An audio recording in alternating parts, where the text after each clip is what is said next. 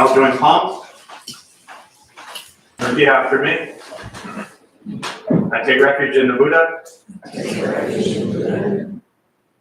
I take refuge in the Dharma. I take refuge in the Sangha. Keeping the palms joined.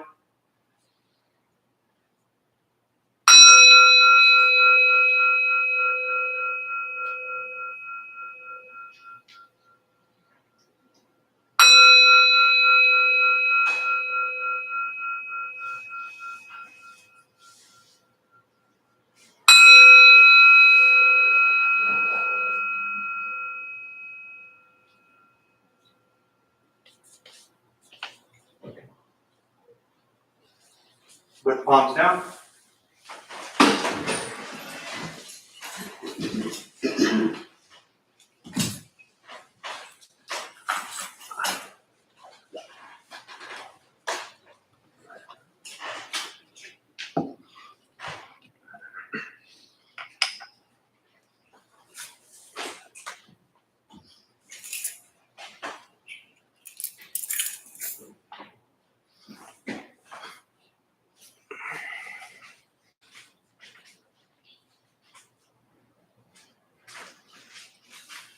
All right, good morning, everybody. Good morning. How are you all doing today? Good. Good. I heard life is something? Life is good. Life is good. Glad to hear that. Life is good. What brings you all here? Anyone here for the first time? What brings you here? I'm in something. I went to a recovery meeting downstairs and I came to a meditation this week. Right on. Well, welcome back. Here twice. You should have it figured out by the end of the day. I'm not sure why the rest of the people keep coming back, but I don't know. It's Saturday, I guess. What brings you here? My friend. I'm visiting my friend and she. Did they bribe you or did you come? No? It's not to. All right, cool. Just making sure. You never know. You know. We don't mind the bribery, but we just like to know when it occurs. Anybody else here for the first time? Yeah. Hi. Here with a new friend, new experience. New friend, new experience. Well, I hope you still have a friend and a good experience when we're done. So thanks for showing up. Yeah, it's always fascinating to me, like how people get started. It's something that I love the most is to explore the ideas behind why people show up here, why they start. And when I say show up here, I'm really not just asking specifically about this place. For me, when I say what brings you here, it could be any meditation place, Buddhist place, spiritual place. So the question isn't so much about how did you end up at this crazy Dharma Bum temple, although we are here, so that's always fun too. But it's really about like why, what's got you started on this journey, what's got you started on this path. That's something that's always, I think for me as a practitioner, is super important for us to explore. And that's why I asked that question, not only for the new people, but also as a trigger and a reminder, kind of as a side effect for those of you who are week after week, to remind yourselves like, okay, why am I here? Why am I showing up? Because there's a lot of insight to be learned from exploring that question. And that question can change over time, or the answer, I should say, can change over time within you and within your practice. Maybe there's an initial reason, you're here for first or second time. Maybe there's an initial spark or something that happened that got you here. But then the question is, okay, here you are 6 months later, 2 years later, 15 years later, and you're still showing up. And that's a really good thing to check in with every once in a while, because I find that we can often, as we do in life, things just become habitual patterns and habits, behaviors that we just do over and over and over again. Some of them healthy, some of them unhealthy. But when we do something like this over and over again, and it becomes a habit and it becomes a part of your life, it's good to check in and ask yourself, why am I still doing this? And to be reminded, especially And I know many of you in this room, many of you maybe started this path 30 years ago or 3 years ago, and then you disappear for 3 months or 6 months in your practice, and then you come back to it. And so especially at times where you, as I'm referred to by people, they say, well, I fell off my practice, right? Practice of meditation. There's no falling off of it. Sometimes you're just doing it more than others. And at those times where you maybe lack motivation, you lack inspiration, it helps to come back to remembering the initial reason you started. Because very likely that initial reason is still there somewhere.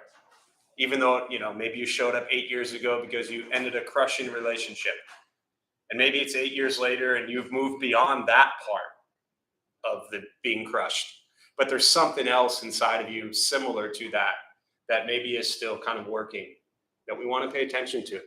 And again, if nothing more, just to remind yourselves to stay inspired and stay motivated to practice. So, all right. So with that, there are cushions here if you're okay on a cushion. Now that I've embarrassed you and all that stuff, sorry.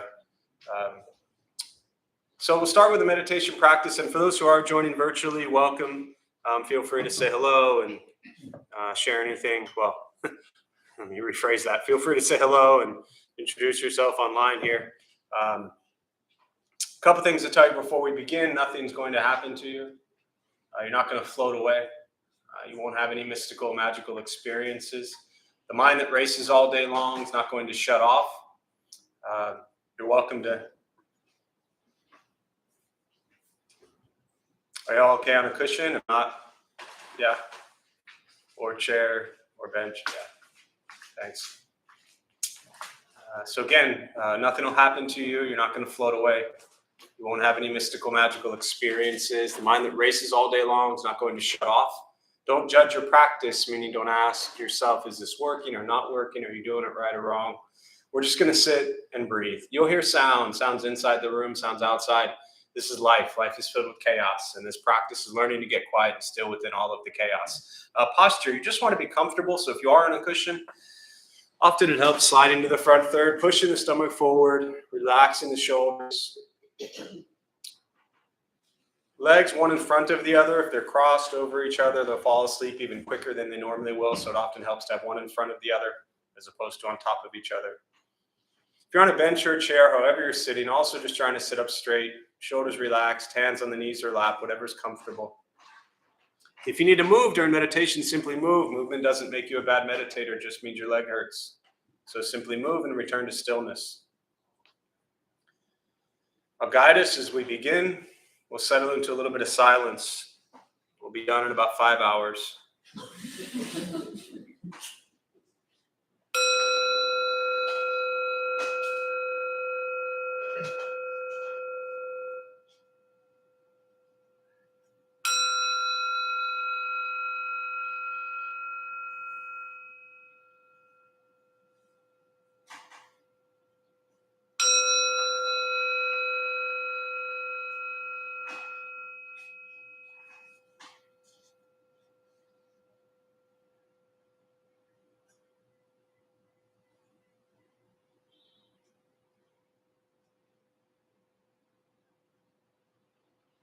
And starting with the eyes closed, if comfortable, or slightly open. Mouth is open or closed. We'll start with taking 3 deep breaths, slowly.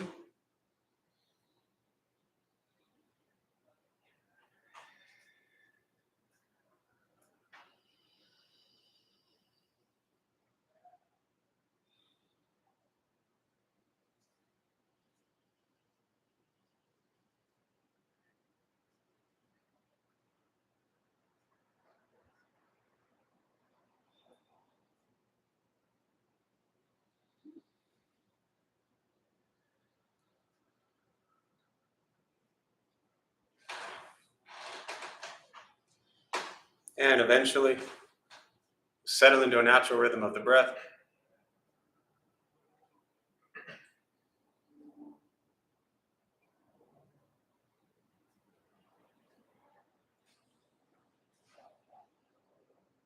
Noticing the mind as it wanders, jumping from thought to thought.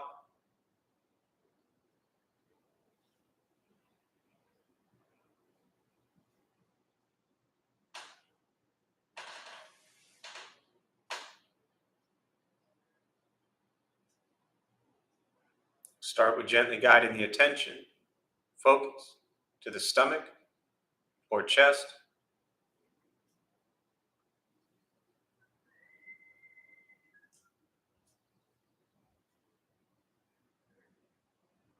Breathing in, feel them rise.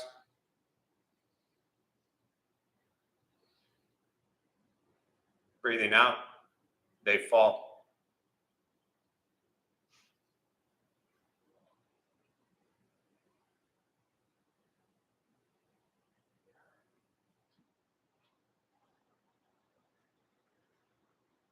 Simply continue this practice, observing sensation of breath,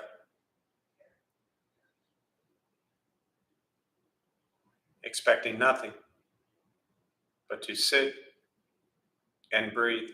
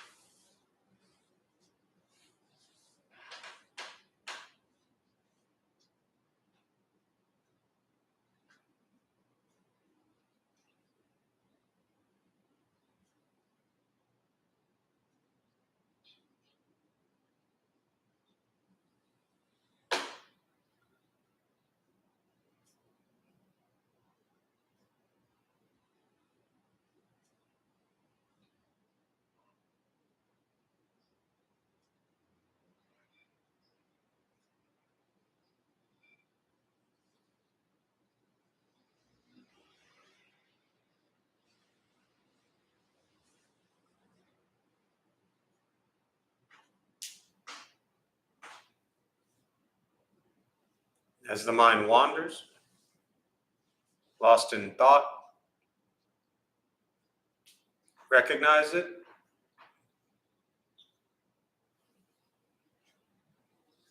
Release that thought.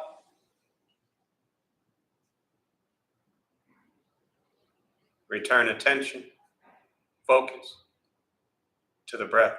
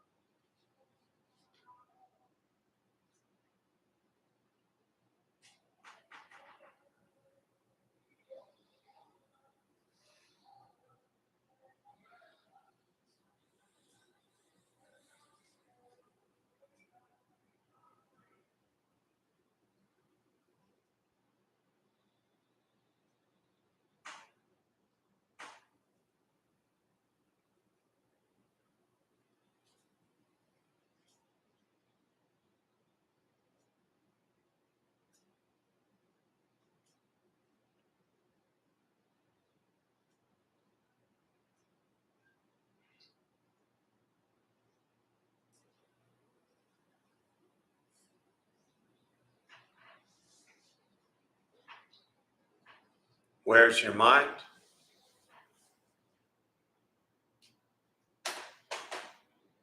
Lost in thought?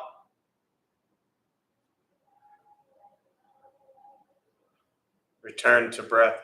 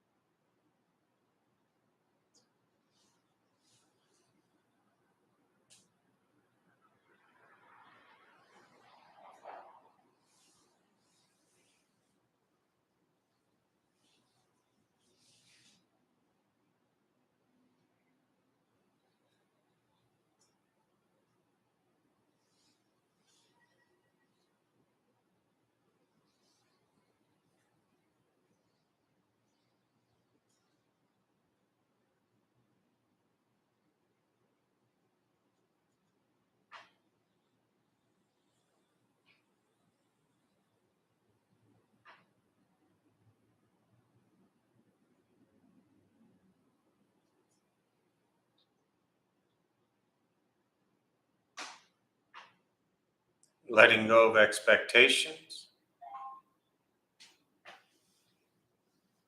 Letting go of judgment from the practice. Just sitting. Breathing.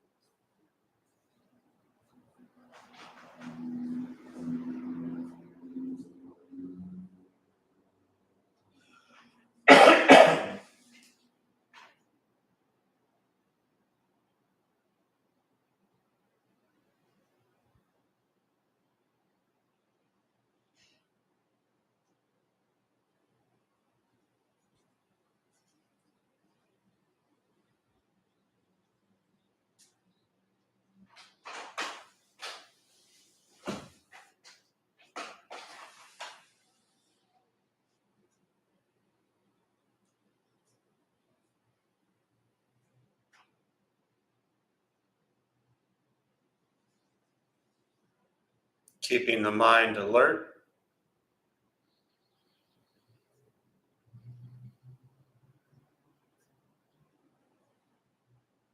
Aware of each sound.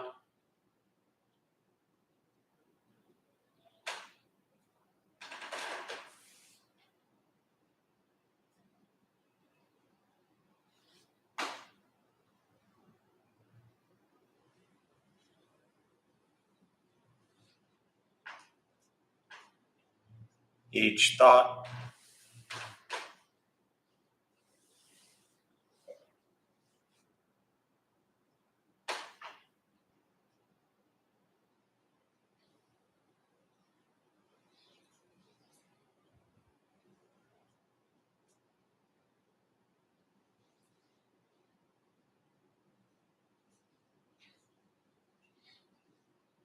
Each physical sensation.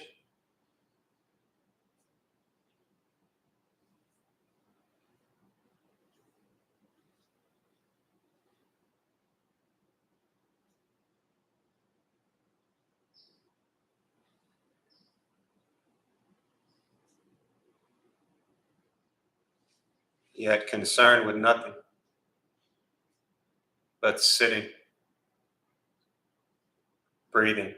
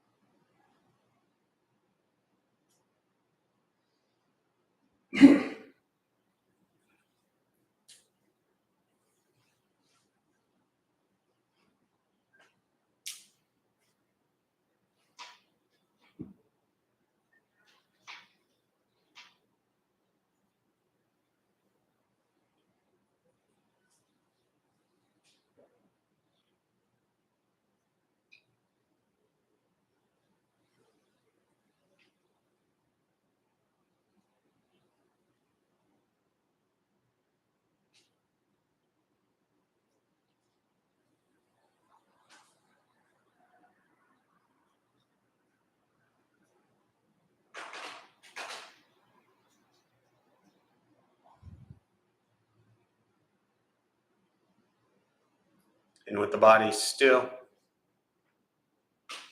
rested,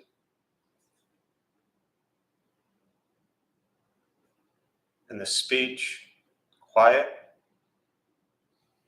aware of all sounds,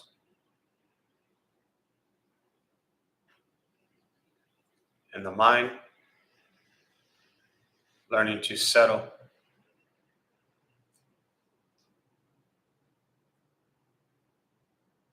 Know what it's like to just sit and breathe.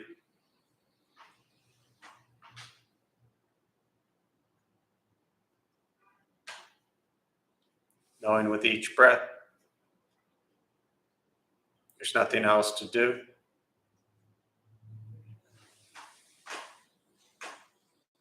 nowhere else to go.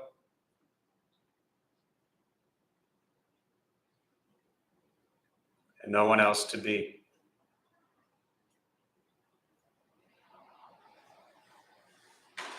Everything beautiful, exactly as it is. Sitting, breathing.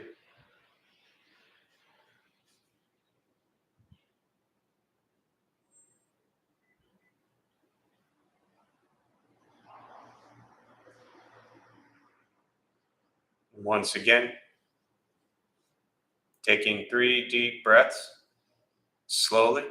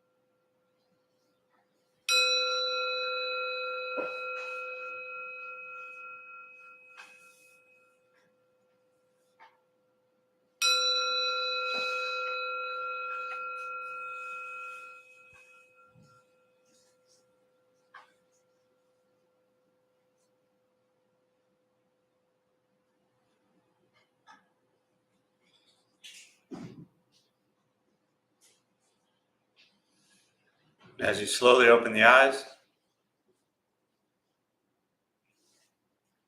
slowly beginning to move.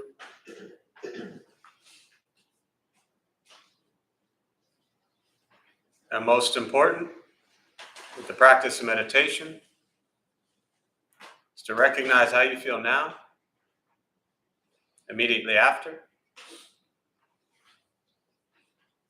Compare this to how you typically feel throughout your day.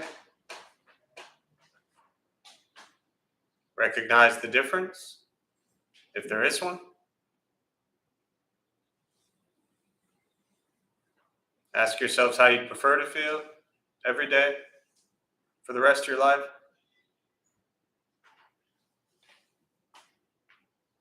And realize however you feel now, if it's quiet, calm, and still, or a busy mind, racing mind, whatever you're sitting with at this moment, has nothing to do with anything I said. It's nothing to do with how we sit, hold the hands or cross the legs. It's not from the sounds around us or anything else for that matter. It's everything to do with your own mind and your own mind's reaction to an external condition. This is what the Buddha called pratitya samuppada, means dependent origination. This is the basis of the Buddha's awakening. The word Buddha simply means awakened. He was a human being, no different than any one of us, who began to understand why he suffered, why he got angry, sad, depressed, stressed, anxious. He began to understand the causal relationship of all phenomena.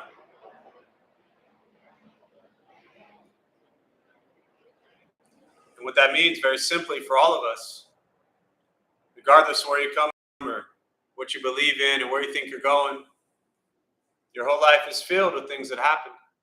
You react. More stuff happens.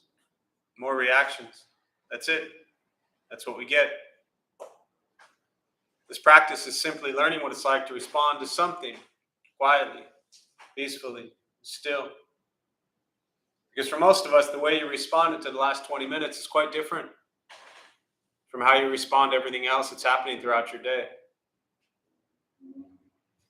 And so all we're working on is closing the gap to where the way you feel now is closer to how you feel always. Just as driven, motivated, productive, successful, whatever that means to you in your respective lives. But with a mind that's steady, clear, focused, distracted by nothing, disturbed by no one. Imagine going a day without being disturbed by someone.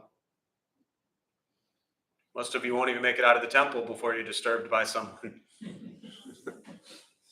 This practice is not easy. It's not necessarily fun. Meditation's not an escape, as often people think it is initially. People come to it thinking their life is hectic and stressful and crazy, so they want to run to meditation to calm everything down.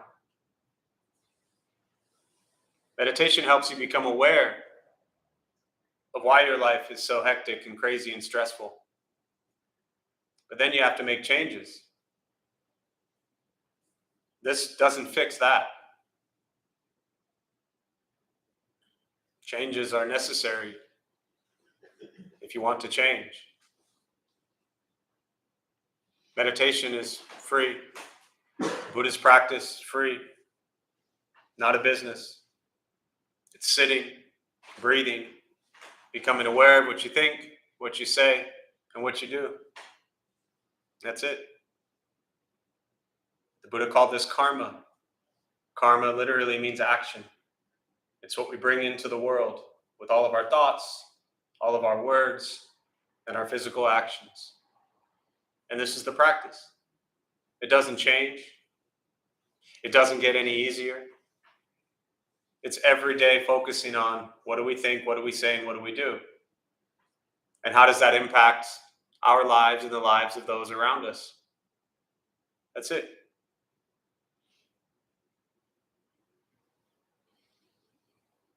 Once we stop trying to change, fix, control, manipulate everything around us, hoping they do this, hoping they do that, wishing they would do this, wishing they would do that, we spend so much time trying to control and manipulate everything and everyone outside of us. This practice is working on our mind and our reaction to everything outside of us. And that's why it's so much fun, because you get to take responsibility for your own life, which is always so pleasant. I mean, it's a lot easier to just blame everyone else for all of the problems in our lives.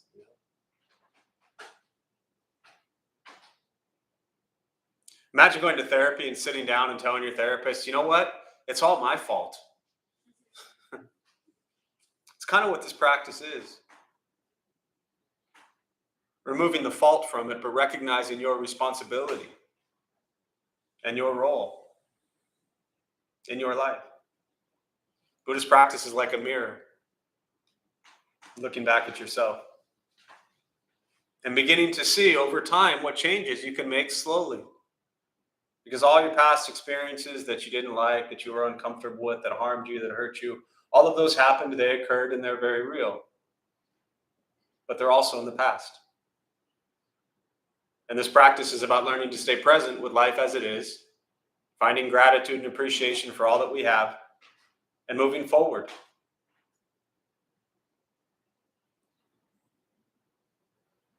But it's not easy.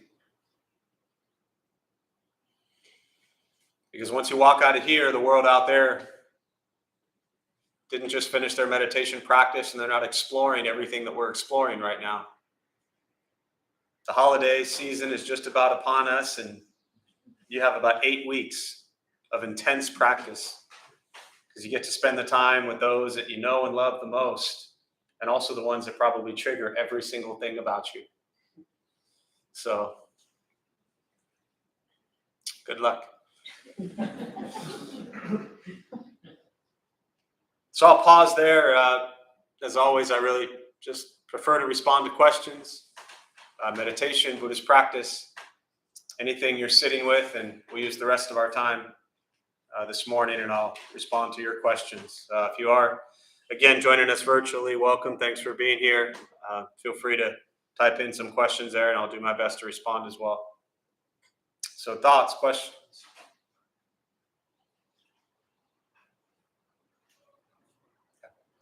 Could you just maybe expand a little bit on what karma is all about? Sure. As you said, oftentimes people read too much. I'm guilty of that. Yeah. I found karma to not only be the understanding of it, to not only be complicated, but sometimes very confusing. Yes. Which has created a bit of a misconception, I think, especially in the West. Yes. So you have a really good way of taking complicated things, I think, and simplifying them down. So Thanks. laymen like us can so, I try. Yeah. The thing about taking the last part you said, I'll just touch on that briefly, and then I'll go into karma. But the thing you said about, me having a way of taking complicated things and simplifying them, for me, that's the heart of this practice. It's why we started this temple 15 years ago. It's what was most effective to me in my life is I look at Buddhist teachings that occurred 2,500 years ago and have been shared from millions of different people in millions of different ways. And, it's like, you remember that old telephone game where you like sit in a circle, and over you say like bicycle, and then it goes around like 20 people and ends up over here like watermelon, That's Buddhist teachings for 2,500 years. And anywhere along the way, everyone will tell you these are the real teachings. Someone said to me the other day downstairs in Buddha for You, they said, so what are the real teachings of the Buddha? It's like, I don't know. I wasn't there. I couldn't tell you. And I'll get to the karma thing, but let me just finish this random thought.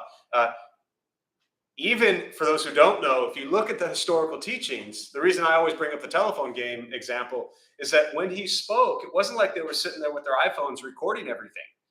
This is 2,500 years ago in India. So there was nothing being recorded or written down in any way. It was all memorized. What they call sutras, sutra means thread. All the teachings were memorized for anywhere from 50 to 100 years. And then one time the council came together after he died, at some point within around 100 years, debatable at the time. And they said, in essence, this is some really good stuff. We should probably write it down. So they memorized his teachings and just repeated them for up to 100 years and then decided to write it down. So even in what people refer to as the Pali Canon or the Theravada school of Buddhism, and often people refer to those as like the original teachings, the old school teachings. Theravada literally means of the elders. So a lot of people refer to those as like the real teachings. That's still relying upon people who memorized this stuff for 100 years. There's a chance they might have, gotten a few things a little bit off. So I'm never a big fan of thinking that like one school of thought is better or worse or more authentic than the other. I'm also a big fan of thinking that if Donald Duck said something that is kind and wise and will help you in your life and those around you, by all means, follow the teachings of Donald Duck. Okay? So with that being said, karma being one of, I think, the most misinterpreted, as you said, I always talk about misinterpreted words or teachings in Buddhism. Often people think karma is what goes around comes around. Often we think karma is all about what we're going to get. Or we see someone who did something bad in our view, and then something bad happens to them. Or, and I'm sure nobody in this room has ever said this, but have you ever seen someone do something wrong according to you, and you say, well, karma will get them?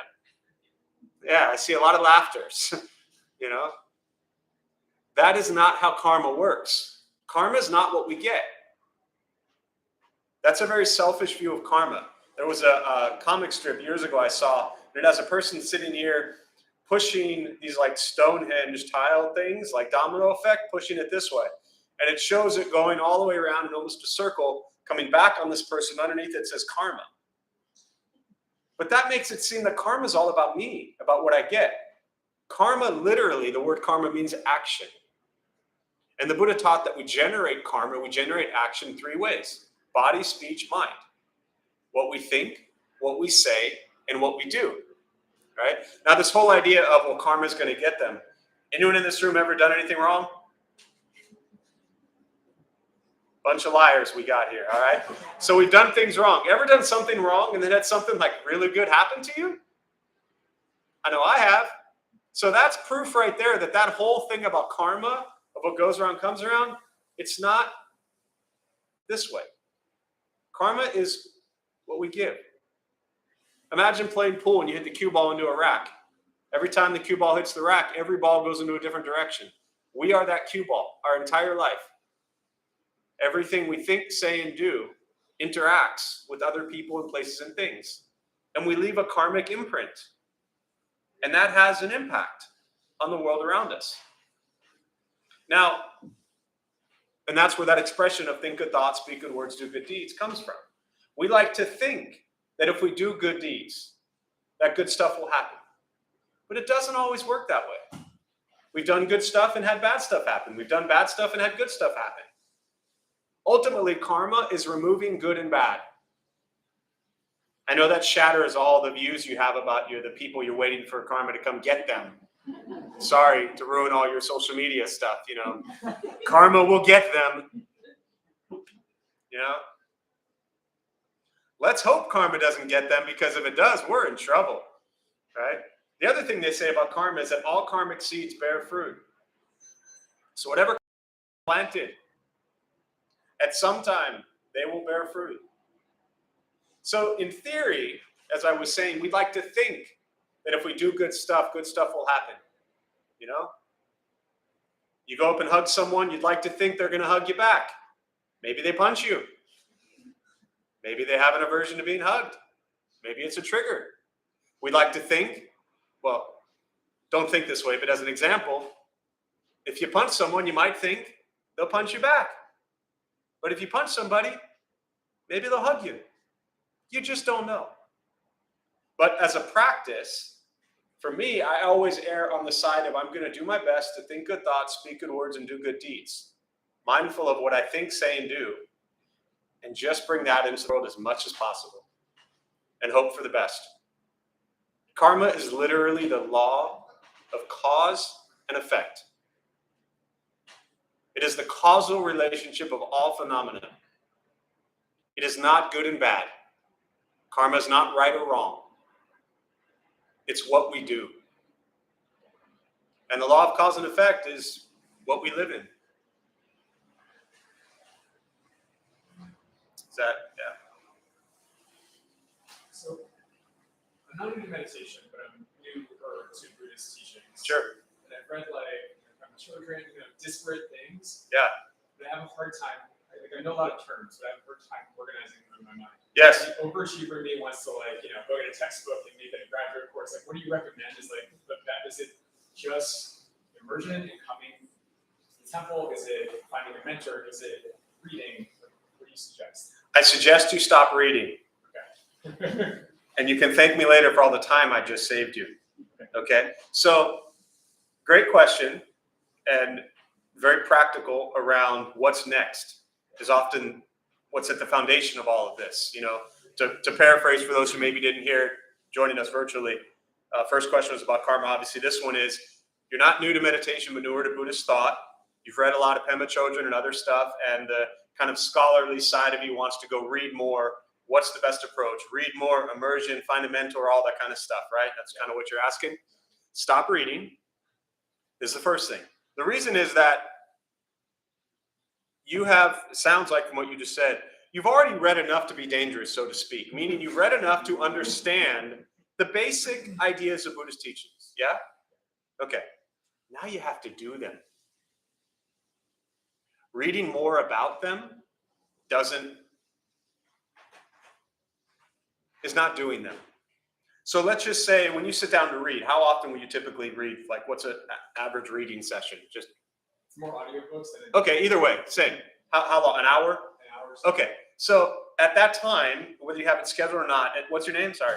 Justin. So normally, Justin, you're like, all right, it's 2 o'clock on a Tuesday. I'm going to listen to an audiobook from Pema Chodron for an hour. As soon as that thought arises, change that thought and spend that hour helping somebody. That's all Pema Chodron's talking about.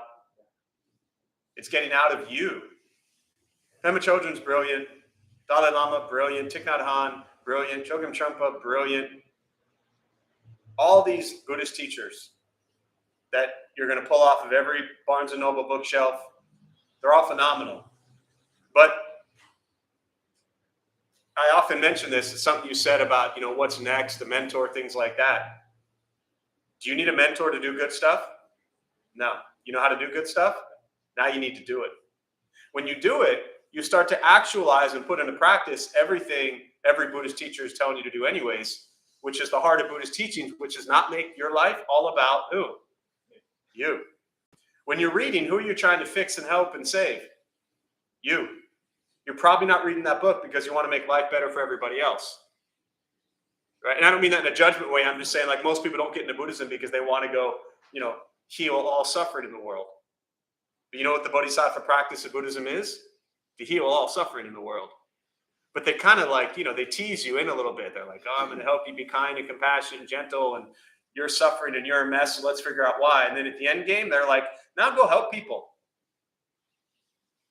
So I often talk about how, I've been calling this Intro to Buddhism meditation for 15 years or 12 years, right? I'm never going to teach an intermediate or an advanced class. There isn't one. I'm not ready for it. 99.9% of you aren't ready for it. There's no offense to any of you here. But until you can actually put the Four Noble Truths into your life, you don't understand Buddhism. We can conceptualize it. We can intellectualize it. We can philosophize about it. But can you go through the day today and not be pissed off at somebody?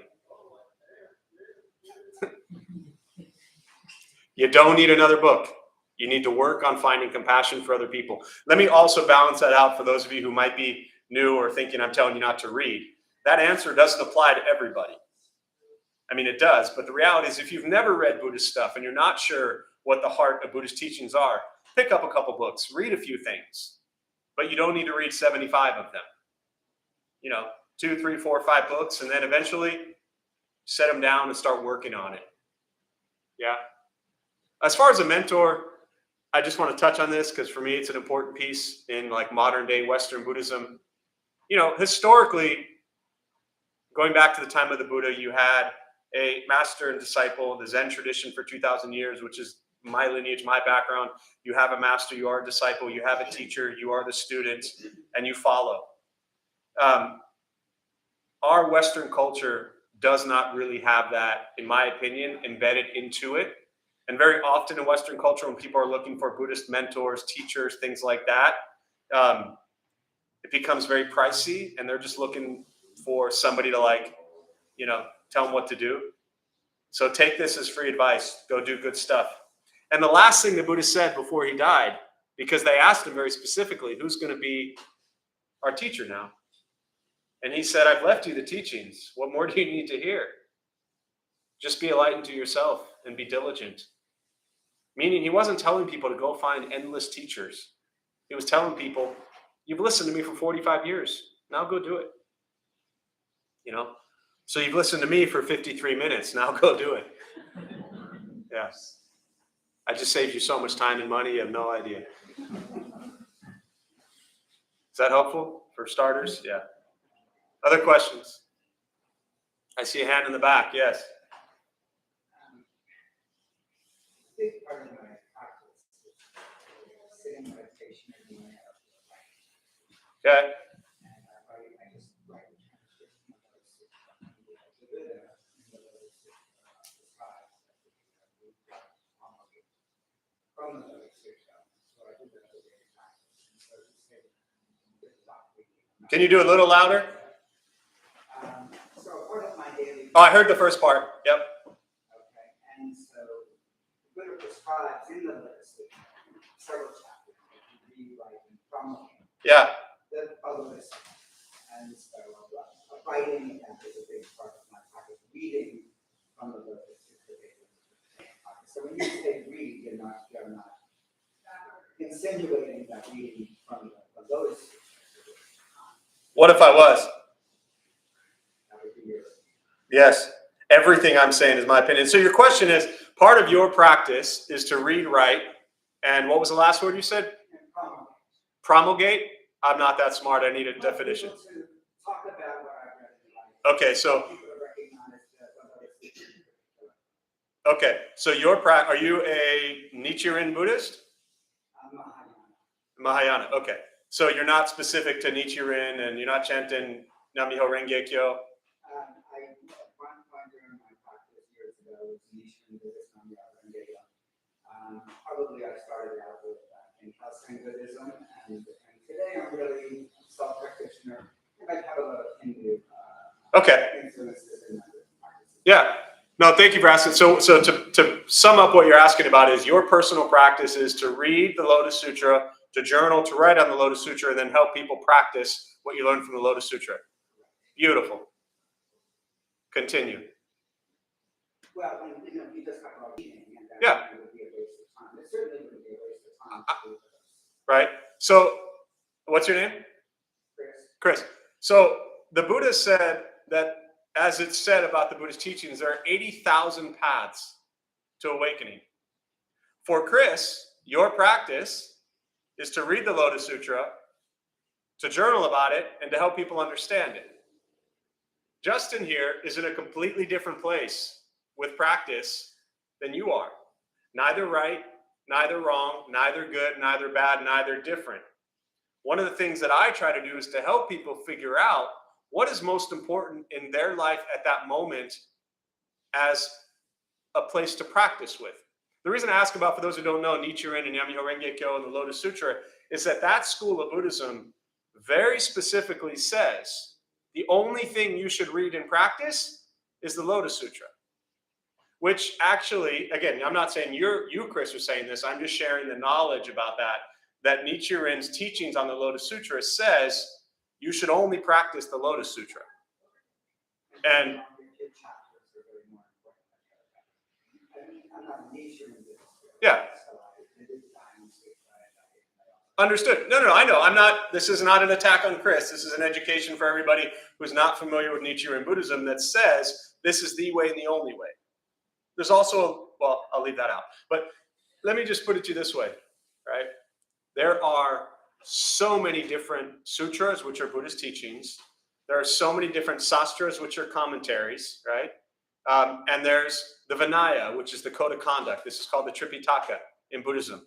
So you have sutras, teachings of the Buddha, you have sastras, commentaries, and you have the Vinaya, the code of conduct. What I'm suggesting, in general, for most people who are newer to Buddhism and don't have maybe the extensive background that you have, Chris, is that what we see very often are people like Justin who are newer to this stuff. And what I see so commonly is people who come in here reading, and thinking that the same mind, there's an Einstein quote that says the same mind that, you can't solve the world's problems with the same mind that created them.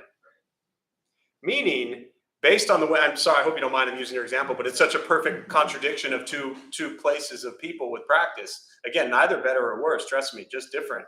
Someone who's been at it a long time and someone who's much brand newer to it, is that very often what leads us to Buddhist teachings is some sort of craziness, some sort of neurotic way of thinking or being or acting, some sort of behavior that just isn't healthy. And what tends to happen is we take that way of thinking into Buddhist teachings and we try to apply that same personality to Buddhist teachings. So someone who drives themselves crazy trying to understand everything and solve everything and fix everything, if you bring that person into Buddhist practice, you're going to spend every moment until the day you die trying to analyze every single Buddhist text.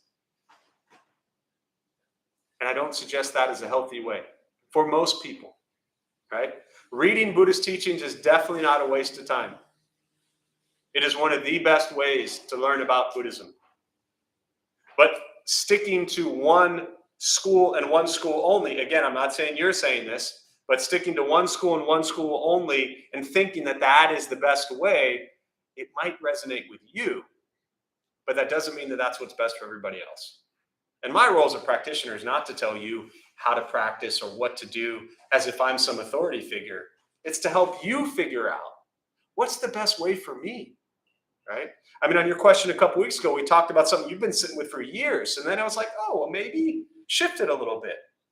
So I'm just trying to, as usual, throw you off a little bit and make you think that maybe the way you've been doing things isn't right. So, yeah, I thought, hand? Oh, no, sorry. I thought I saw a hand. Other questions?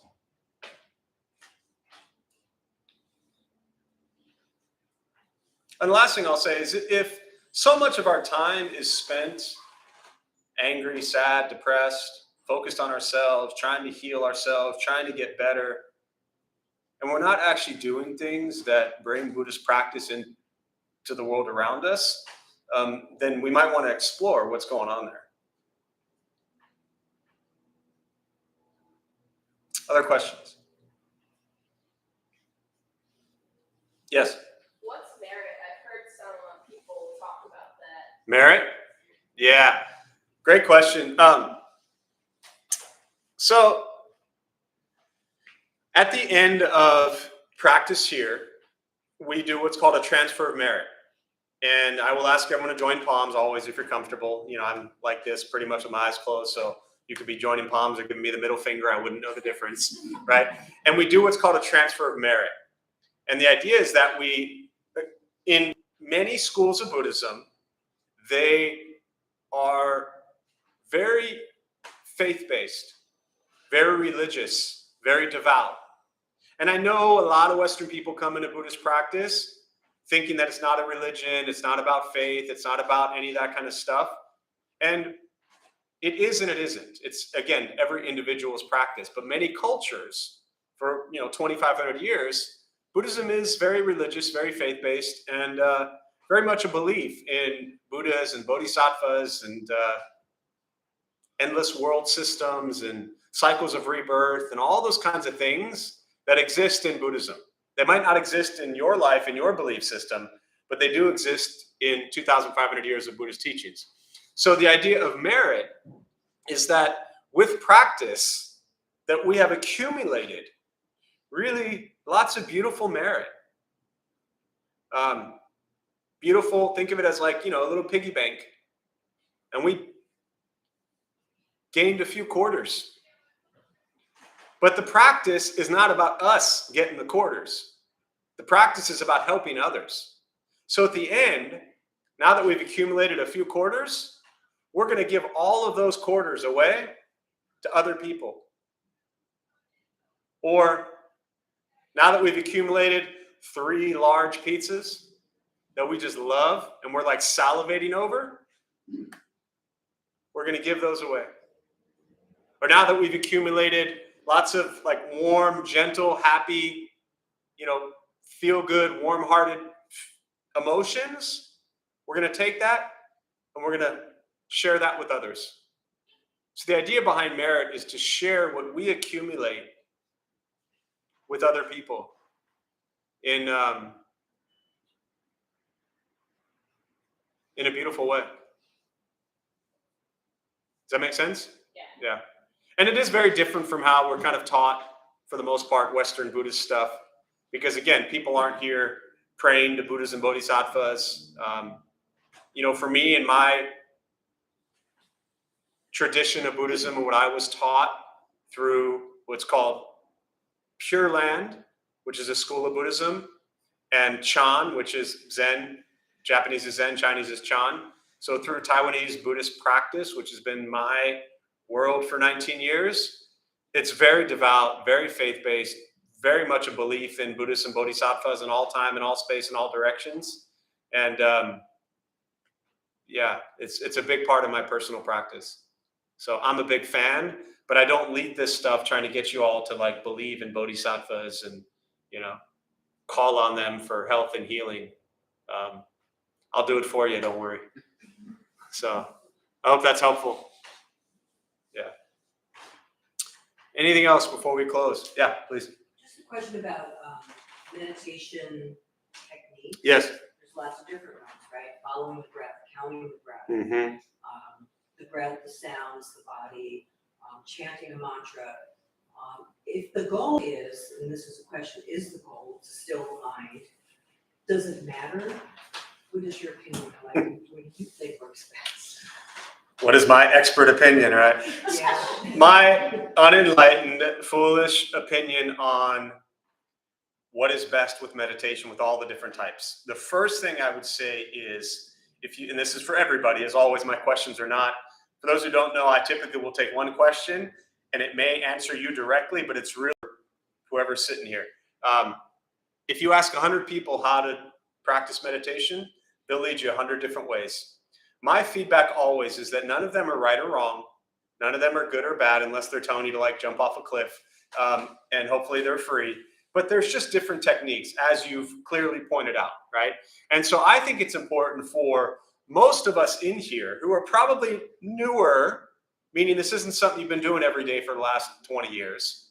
If you're newer to practice, I suggest you find a practice that is beneficial for you and you have discipline with it and you do it. That's most important, is finding a practice. Then the question around, as you said, if the goal is to still the mind, doesn't matter which type you do, right? Yes and no.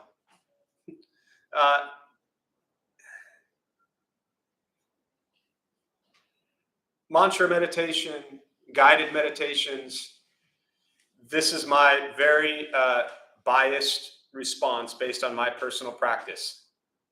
And I've been leading meditation in this community with thousands and thousands of people, from militaries to prisons to homeless to victims of abuse, those with traumatic brain injuries, PTSD, you name it. There's probably not any population I haven't sat with. And each one of them is different. If you sit in silence for 5 minutes and you're experiencing tremendous trauma in your life, what are you left with in silence for 5 minutes? Trauma, pain, and that hurts. So for those people, I would not suggest sitting in silence for 5 minutes. Maybe 1 minute, right? The flip side of that is for those people who do guided meditations, visualizations, mantras, things like that, listening to music during meditation. When we do those things, right, we're closing our eyes and we're sailing down a river and we're looking at all the birds and trees and flowers and we're seeing the earth come up through our feet and we're imagining all the rainbows and butterflies. Where's our mind? Elsewhere. For me, the practice of meditation is learning to stay present. So my very biased practice coming from Buddhist teachings is, as he said, if you're breathing in and taking a short breath, know you're breathing in and taking a short breath. If you're breathing out, taking a long breath, know you're breathing out, taking a long breath. Simple observation and sensation of breath. But here's the key, without any goal. I think my master used to say, when you ask questions, don't look for answers, change the way you ask questions. My best response to you is, what if we just meditate without any goal? And we just experience, what is silence? What is a mantra in practice? What is a guided meditation? What does it do to us in these moments? And we become aware of that. But as soon as we set anything up as a goal, then we have something else to achieve. And that attempt to achieve is actually taking us out of the present moment. So the real question isn't what type of meditation. The real question is, how can you practice without any goal? And then whatever you practice doesn't matter. Then it can be the eating of meditation. It can be the walking of meditation. It can be the conversation and focus of meditation. Your entire life is a meditation. Beyond the cushion, so to speak, or the pew. So, yeah. Different types. All right, so we'll close on that. And we'll do our transfer of merit. We'll join palms. May the benefit of this practice be shared with all beings in all directions. May all be at peace. May all be free from suffering. May any merit gained from this practice be transferred to more than 6 million lives that were lost during this pandemic, and to their family and friends who continue to suffer to this day. May they all be at peace and free from suffering. May we all be at peace and free from suffering.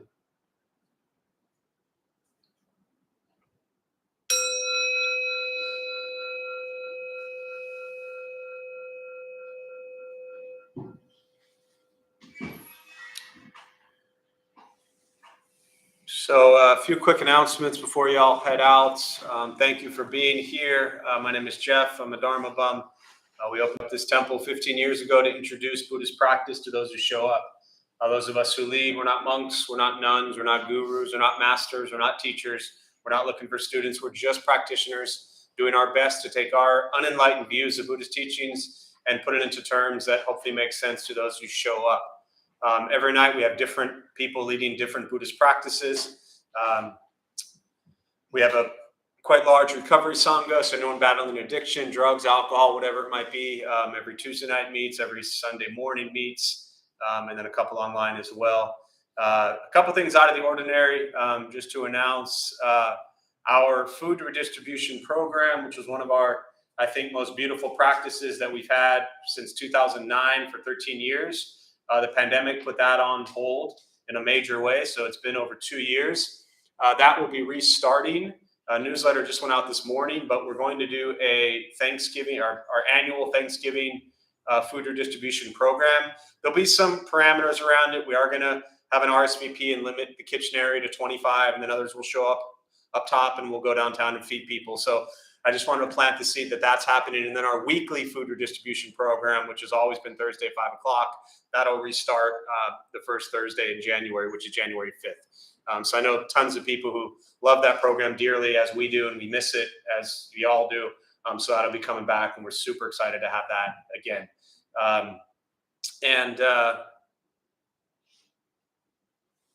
There's a group that'll meet outside. We have no cleaning crew. We are it.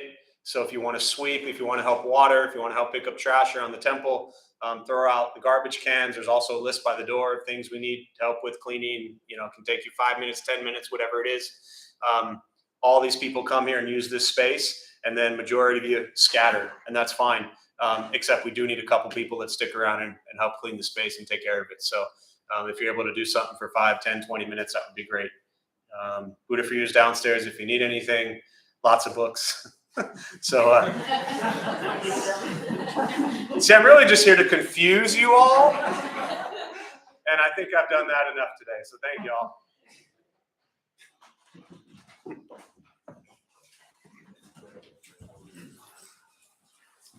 Thank you.